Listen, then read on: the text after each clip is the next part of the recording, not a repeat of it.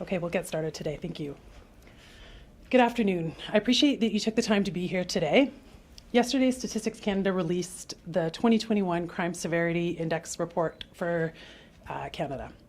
In the report, the Kelowna Census Metropolitan Area, which consists of the city of Kelowna, rural Kelowna, West Kelowna, Peachland, and Lake Country, is the second-ranked CMA across Canada for overall crime severity, CSI, in 2021. This is compared to the third in 2020. And we recognize that this ranking appears concerning, and I'd like to stress that it is important to look at our CSI statistics in context. We're going to talk a little bit about that today. Crime Severity Index is a number assigned to police-reported crime relative to population in our area. The Kelowna CMA has a relatively small population compared to the communities ranked on the central metropolitan area in Canada. So what I'm saying is in small CMAs, one serious violent offense would shift our CSI significantly. Whereas in a population 6 times the size, such as Vancouver, this one incident would be a fraction of a point. So to add to being a small CMA, Kelowna is also a popular tourist destination.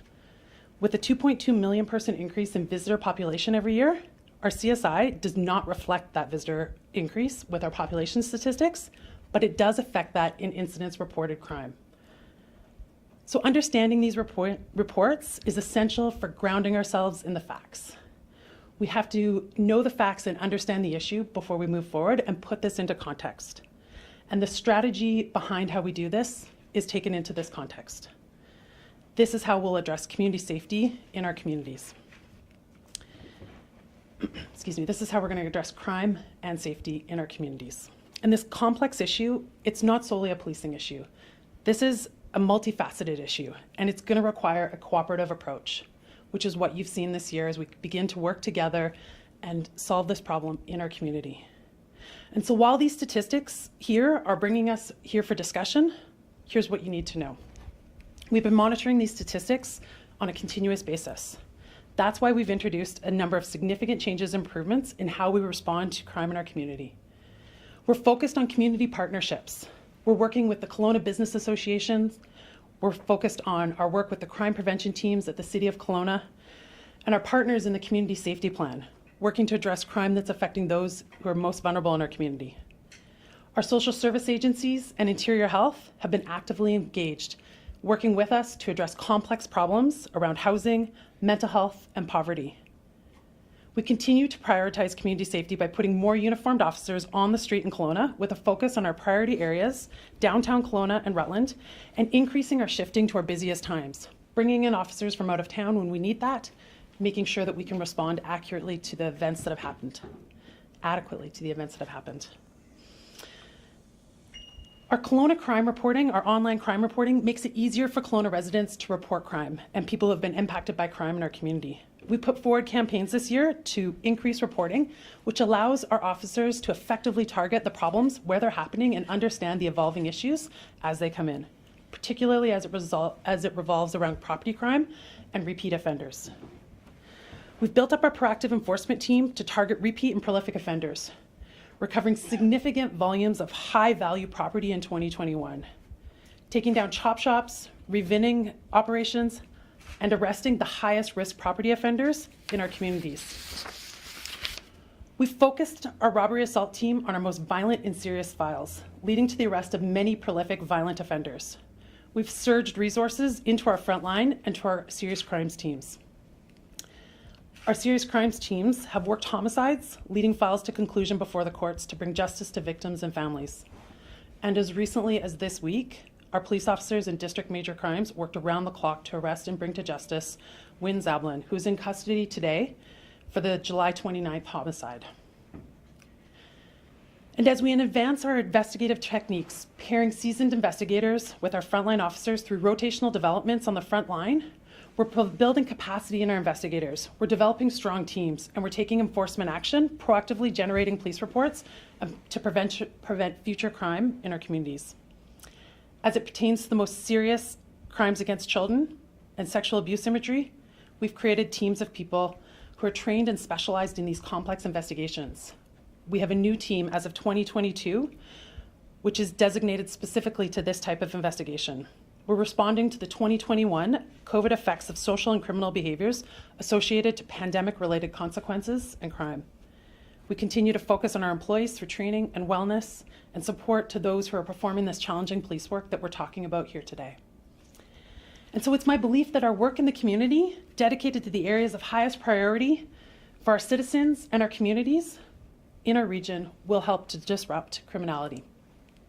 And I've spoken a lot to you about the catch and release system that are currently affecting our police operations and the safety in our community, and the effects of our current justice system and the health improvements that are required. I'm looking forward to reviewing the Lepard and Butler report as actioned by the provincial government. We expect that to come out in early fall. This report is focused on determining the root causes of prolific offenders and repeat offenders in our province. I'm hopeful that this work is going to lead to improved healthcare and justice systems in order to address that problem we're speaking about of catch and release and improve the safety in our communities. Our officers will continue to arrest people committing criminal acts, and what we need well-functioning justice and health systems to defer to in order to stop the impacts on our communities. The RCMP remains committed to providing excellent police service to each of our communities we serve.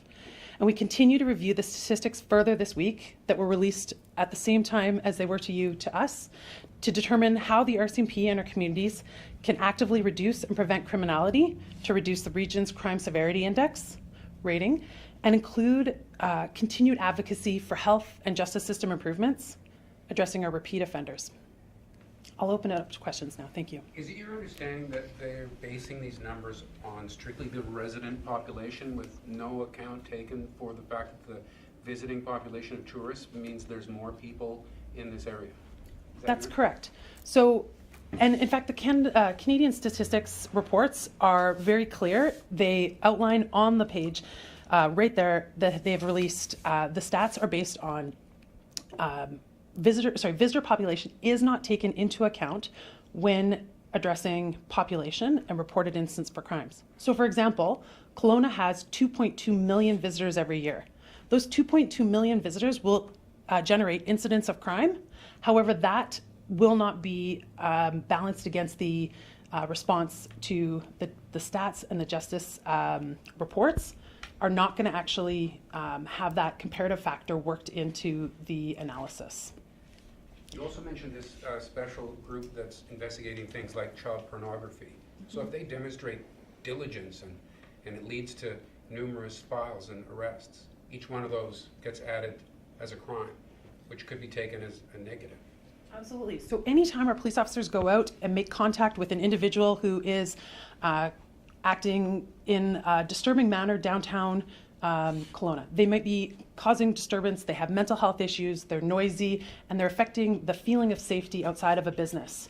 That generates a file when our police officers are out on foot patrol proactively engaging individuals. If our police officers deploy a proactive enforcement team to arrest a prolific offender, and that results in multiple cases of returned stolen property or recovered property or property used in criminal investigation, property used in a criminal activity, that's going to generate an incident of a police report, and that is going to be categorized, raising our levels of the crime severity index. Just going back to the tourism numbers, obviously that does account for some of the numbers here in the metropolitan. I know we saw with the stats Vancouver was 8% lower with their numbers in terms of the crime severity. What do you have to say in terms of that? Because obviously Vancouver has a significant tourist population as well. Absolutely. So again, if we look at that, Vancouver's 6 times the size of the city of Kelowna. And when you compare Vancouver on the crime severity index, one serious violent offense in Kelowna is going to raise us multiple percent in our crime severity index. However, one serious file in Vancouver is going to be a fraction of a percentage higher in their crime severity index. And so that proportionate number of population drastically affects how it'll be weighted in our crime severity index. You talked about crime severity index, but you know, Kelowna's always been one of the smaller CMAs. Kelowna's always had the tourism population. The crimes per 100,000 were double the national rate essentially, and we've gone up 10%. So those factors were there before. So what's different now? Yeah, so I appreciate that. And these numbers, don't get me wrong, are very concerning. And we see that they're going up and responding accordingly. You know, the areas that have driven ours up, if you look specifically at the statistics that have driven our statistics up, we had reported concerns of hate crimes. We had reported concerns of child sexual abuse imagery. These are areas where we have proactively done work to make sure our community is engaged and understands that these crimes can be reported to the police, and we will respond seriously.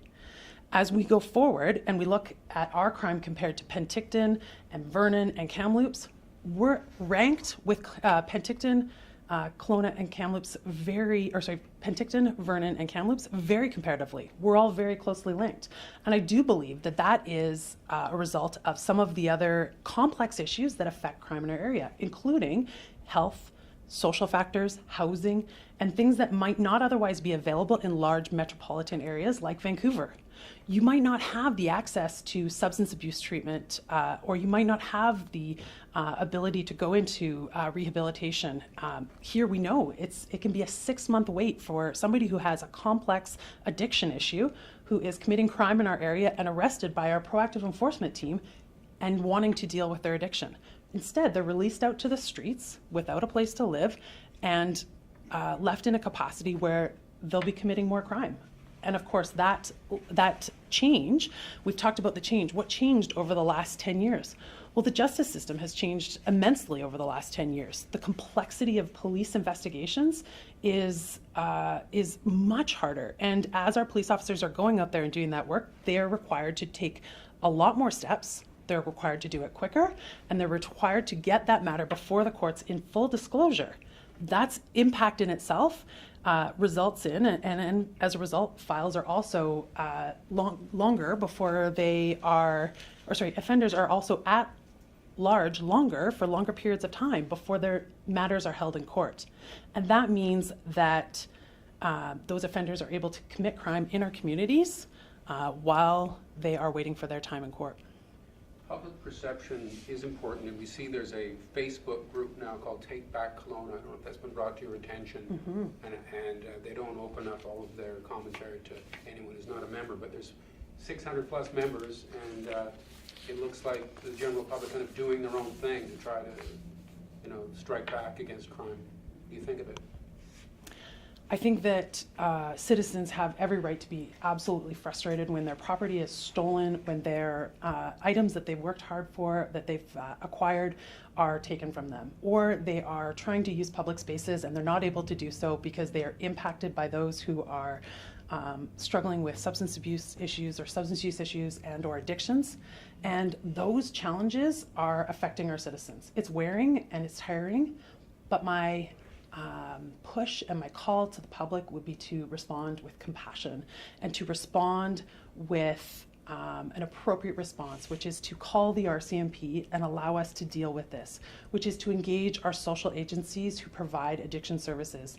And it would be to advocate to the provincial government who have the responsibility for health and the responsibility for justice and the portfolios to address these matters, to ensure that we have an adequate response and an adequate ability to respond to those with mental health, addictions, and those who are being committing crime in our community and repeating those violent offenses or property crime offenses, and continue to do so and display no ability to change their behavior. You mentioned off the top, crime severity in Kelowna was second, crime rate is number 1 here in Kelowna. Mm-hmm. Why do you think that number is top? I think it's top because when we look at crime rate, which is, and crime severity, we look at our comparison to population. So again, you have to take into account visitor population. 2.2 million visitors is going to drive those numbers up. Those are based on a comparison to population, but they are not based on an additional 2.2 million people coming into our community. In fact, Victoria did a media release yesterday on this very matter, breaking this down and helping people to understand why the crime severity index has impacted their city. And their city, as you know, is a popular tourist destination. And as you dig into the statistics for Penticton and for Vernon, you see similar factors. In fact, Vernon and Kelowna and Kamloops are all exactly on par when it comes to crime severity. And while we are regions of different population and different sizes, and that affects us as a CMA when we start to climb those numbers, what it doesn't do is take into consideration that we are a community that is removed from, again, Lower Mainland and island-centric services. We're also an area that is different in population and in size. Would it be fair to say, though, somewhere like Vancouver, Edmonton, even Lethbridge, you do have visitors, same as Kelowna. You are still getting tourists, so it's not to say that there's more tourists coming to Kelowna, therefore the numbers are going to be higher. I'm very confident, and in fact, when I look at the Statistics Canada report, it says right there on the top of it, this is going to be an impact, and our report is going to be impacted by these numbers. And that is something that Statistics Canada has responded to over time and has acknowledged is directly influencing these numbers as we read them. The population figures reflect only permanent or resident population of a jurisdiction. Where a jurisdiction serves as a center for commercial business, human or public services or entertainment, it may have substantial part-time populations, example tourists, cabin owners, commuters, students, and seasonal staff. And these temporary populations whose permanent residence is within another jurisdiction are excluded from the jurisdiction's population figures. And this factor may be considered when examining the crime rate and crime severity index for some municipalities. That is the Statistics Canada information right there, and I am confident that that affects our rating. What percentage of your clear cases are tourists? I couldn't provide that to you today. We are absolutely digging into the statistics today, but unfortunately the systems that we have are not able to extract the information that we need within 24 hours of the release of this report. So while that's a Statistics Canada observation, you don't have any evidence to back up that? So I can't produce that information for you right now with respect to what number are generated by tourists, but certainly over the time, that is something we're going to be closely looking at. And I am confident that a number of our reports, as we look at our reporting and we look at our seasonal population and we mirror those reports of our visitor population at busiest times of year for calls for service, so highest number of calls for service per day, highest number of calls per service per hour, they align and directly correlate with the occupancy in our visitor population areas, such as our hotels, our other reported data that aligns with that of Kelowna tourism. Kelowna has been this way for decades. It's been heavily touristic. Stats have been influenced that way. The crime rates are going down in BC. They're going down in Canada. They were shot way up in Kelowna. The visitor population can't be accountable for all that. Something else underlying must be affecting why we're really going in a different direction. Absolutely. Kelowna, we know, is one of the fastest growing cities in Canada. It is growing at a rate that is beyond that of many of the other cities that are on the central metropolitan area. We know that with growth, we must increase our response. We're going to see a drive-in incidents reported to the police. We're going to see an increase in incidents reported based on population. And we continue to see factors that are coming through. In fact, the data is showing us that some of the aspects are coming from the proactive work that we are doing within our communities. I am not here to tell you that we don't have a problem that needs to be responded to. I am here to tell you that these concerning statistics are ones that we are actively working on. And I'm here to tell you that we will continue to provide that policing service to our community in a dedicated and focused approach to make sure that we are addressing safety in our community. Police reported hate crimes increased in Vancouver, Kelowna, Victoria, Abbotsford, and Mission, some even doubling in 2021. Specifically in Kelowna, though, incidents went up from 6 to 24. Why do you think that is? Yeah, thank you. We did have an opportunity to dig into the statistics on hate crimes because that one jumped off the page as extremely alarming. And so we looked at all of the files that were reported to us in 2021 and can say with accuracy that that is a COVID-related alarming and distasteful and horrific response to people making anti-Semitic remarks, to people referring to the mask mandates and the mandates by the federal government and involving, and I need to be clear, the hate reported incidents and hate crime are two separate things. So these came through as hate reported incidents, which means we might have a protest and hate is associated, or we might have a targeted response at an individual and hate is brought forward. However, a crime is not necessarily committed. So they haven't assaulted somebody and made a hateful statement. However, we were called to a disturbance and somebody making hateful remarks. And so in those incidents, we looked at every single one of those. And I can tell you with confidence that this year the decrease is on par with what we see in 2019 and has decreased almost 100%. Specifically with Friday's murder, can you speak to how the victim was killed? Was it a stabbing, shooting, drowning? The incident on Friday involved a vehicle. Okay. And so on the afternoon of July 29th, West Kelowna RCMP responded to the discovery of a body in the lake near Campbell Road in West Kelowna. And our investigators worked around the clock and have seized the perishable evidence in this matter and continue to bring disclosure to the courts on this process. We're not speaking any further about this as there is still investigation and work happening on this file. But what I can tell you is that the offender on this or the suspect in this has been arrested and remains in custody. When you involved the vehicle, was the victim in a vehicle in the lake? No. There was a vehicle used to commit this crime. Are you able to confirm if the gang shooting that took place last night is in connection to the murder on Friday?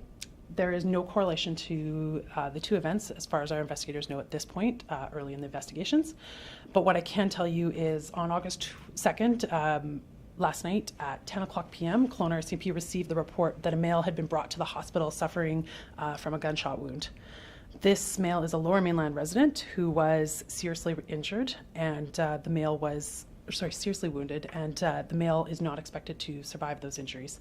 The male was transported to the hospital by the unidentified associate who is not known to the police at this time, and investigators have confirmed that the shooting occurred in a business area located at the 1800 block of KLO Road.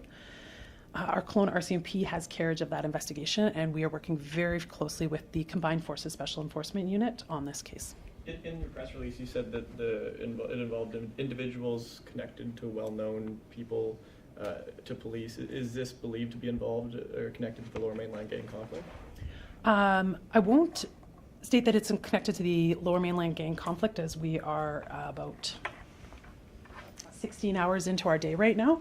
However, what I can tell you is this individual is known to police and is connected to criminal organizations. And so there will be substantial investigation that goes on and continued updates as we progress in this investigation. Any suspects identified at this time? Not at this time. And no threat to public safety?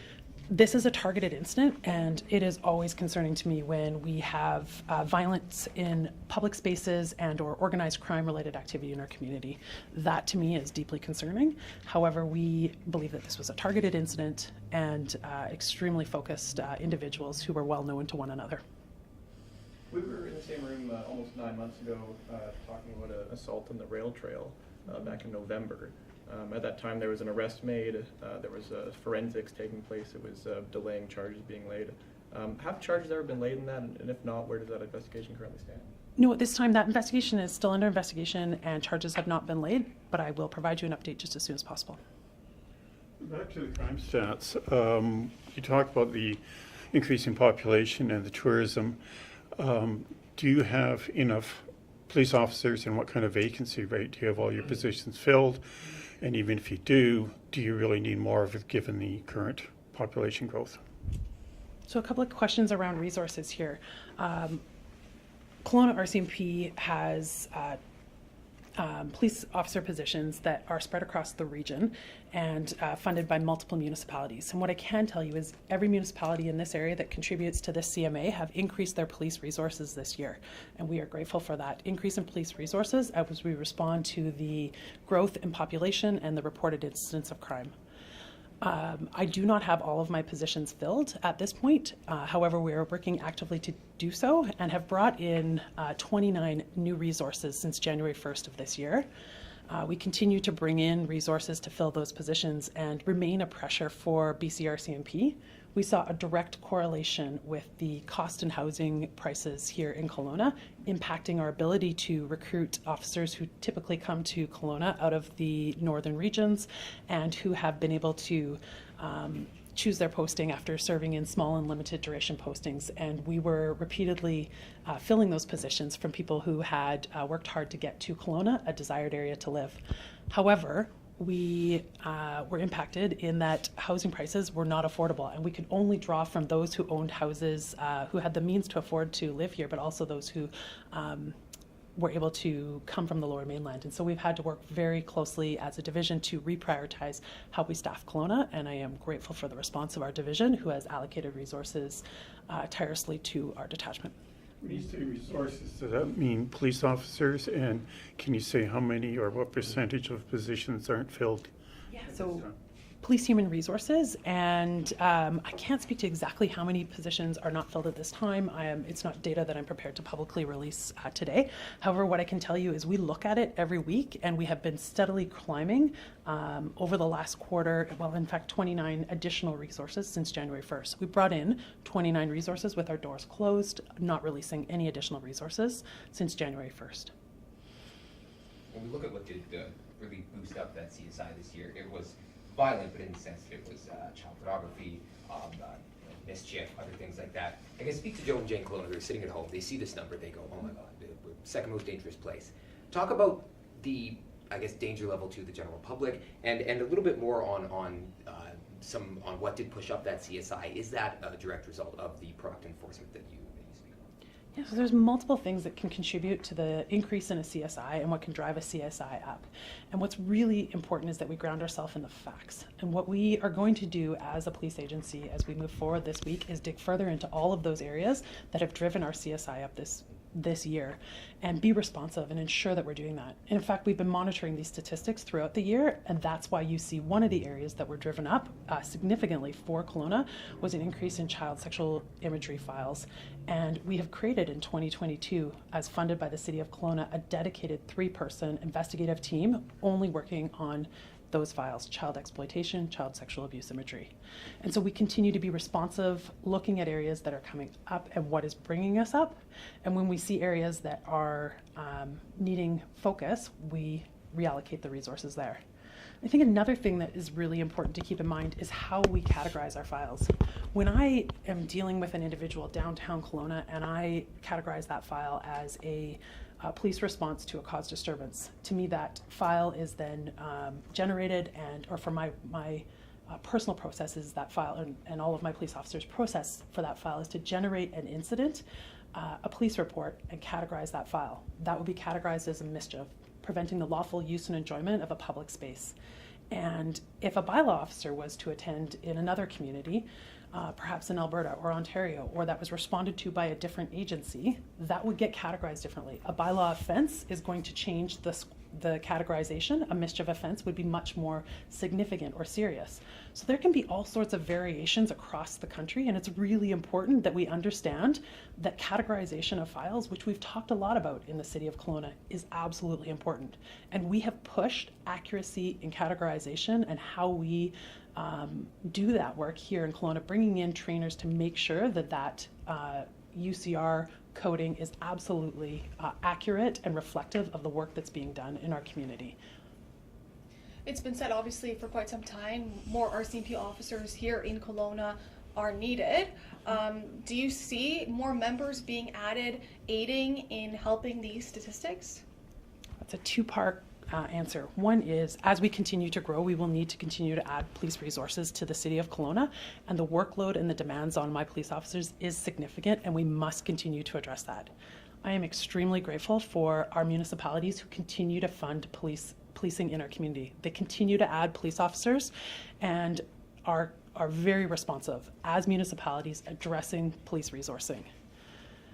The second part of that is we are growing as a municipality, and as we grow as a municipality, we need to catch up and respond quickly to that work and make sure that we are able to adequately do that work, doing it more efficiently in every way that we do that. So as we begin to build up these teams and prioritize our community safety unit, for example, our frontline officers, we must look at how we are doing that work and wherever possible create efficiencies to ensure that we're working with our social agencies that perhaps a health response is happening for health-related matters, that we are not having to deal with continued mental health and or substance use issues as criminal matters, and find alternative ways to stop criminality in our community.